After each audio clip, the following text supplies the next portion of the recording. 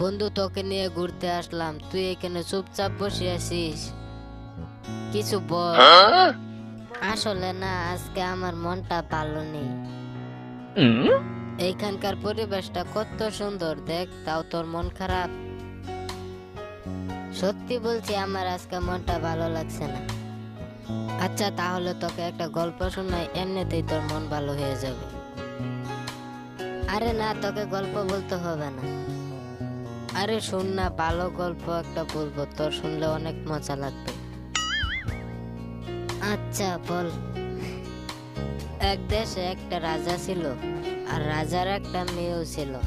তারপর রাজার মেয়েকে বিয়ে দিল, আর মেয়েটার স্বামী মারা গিয়েছিল, আর মেয়েটারও একটা মেয়ে ছিল।